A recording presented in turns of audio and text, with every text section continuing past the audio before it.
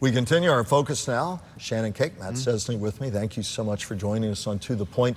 On your town hall that you conducted this past week on our property insurance crisis, we pick up with a story from Matt. In Florida, the biggest storm over insurance has been swirling in court. There are games that are being played that allowed people to game the system.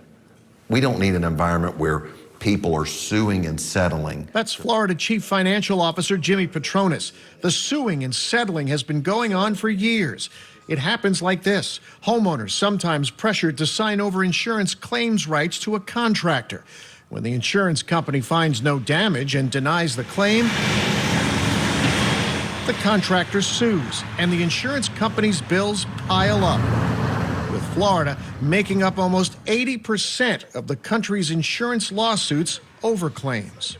We're spending $3 out of every $4 the insurance companies are paying. We're going out in litigation costs, not actual claims. It takes time for the new legislation to kick in. Ken Johnson of FAU's Real Estate Initiative says some of the new legislation to counter the problem this past year targeted one-way attorney fees and signing over those claims rights. So we had a business model that was upside down. We had loopholes in Florida statutes that were open, and the Florida legislature finally said enough's enough and closes the loopholes. The loopholes closing just as the whole system seemingly was about to collapse. The losses for insurance companies have been steep. Some have gone insolvent. Others have left the state. I can almost hear people sitting at home saying, why didn't you do this sooner? Why didn't they do this sooner? 100%. 100%. 100%. I'm glad he said that. He was honest about that. Sir, stand up. What is your first name? My name's Mike. Mike, you had a question about the fraud and litigation issue, which has made all of our premiums go crazy. Florida has the highest homeowners insurance claims in litigation. 79% of the country's insurance lawsuits are in Florida. Will the new reforms passed by DeSantis help with this problem? All right, so I'm going to direct that over, I guess, to Representative Toby Overdorf. We were talking about the reforms. Answer his question. Absolutely. It directly addresses it. It directly addresses not only the fraud, the assignment of benefits, one-way attorney fees. It looks at a variety of different things. We had a final hearing where we had over 243 public comments about this that were coming forward. So this is something that is directly addressed by this. It hasn't been addressed in 23 years. This is landmark legislation that was all-encompassing. So it's something that we are very proud of, but it's going to take time because these new policies now apply to literally new insurance policies. They don't apply to the old policies. Senator, I'm going to be fair because I know you're even disputing that 80% figure on the litigation. Go ahead. Yeah, that study that everyone keeps citing because it sounds good has flawed data, and many folks have asked for how they came up with that, and no one will give an answer.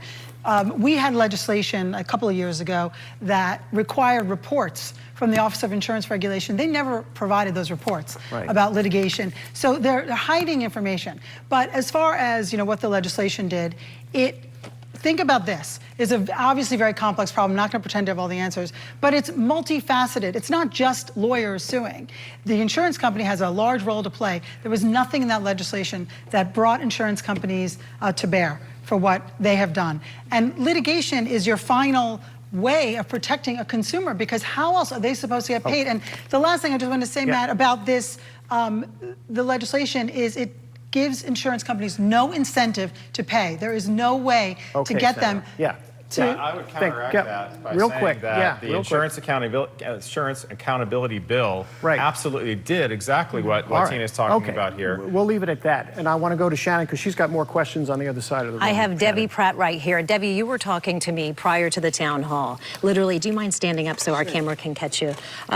Share with me, your concerns were so tremendous. You were talking that you were praying each night about whether or not you would end up homeless. That is true. Your question on that. My question is, what can you tell me today that's going to make me feel like I'm not going to lose my home or everyone here? I thought that was perhaps the most poignant moment of the broadcast, Shannon. She was everybody's voice. What are the answers? You heard her basically saying, I don't care who's pointing fingers. As we move forward, for people watching this broadcast who watched the town hall, and I urge them to go back and rewatch it, What are the answers as we move forward, as you talk to thought leaders, to insurance leaders, lawmakers? Well, it depends on who you're talking to, of course. Yeah, you know, as we clearly saw. Correct. When we interviewed some folks from National Risk Assessment, you talk to them, and due to the litigation climate, you know, and certainly the climate of being in Hurricane Alley, they'd say, why would you ever do business in Florida, right?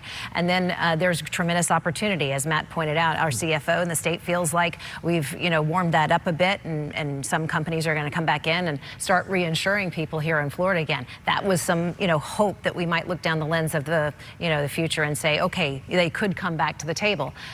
You know, I took away a bit of hope, Michael, when you heard our two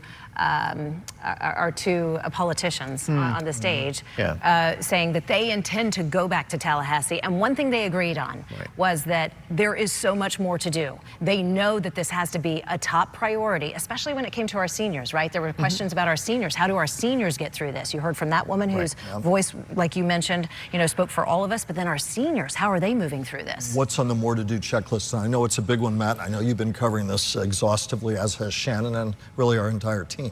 Well, I think the more to do is starting to listen to people. I think the voices are finally raising up to a volume that people in Tallahassee are hearing now and actually seeing. I mean, we're hearing about people leaving the state, selling their homes, not just moving to other parts of Florida, but moving out of the state of Florida. And I think the whole point of the crisis has finally gotten through the walls in Tallahassee, where a lot of these lawmakers on both sides of the aisle are like, yeah, this has to be dealt with, and it's becoming a campaign issue too for a lot of these state lawmakers. It really is something. You and I were talking one day around our desk. You can't go anywhere where this is not the prime topic of conversation. Right. My wife and I talk about it. Right. Your families do. Everybody I know.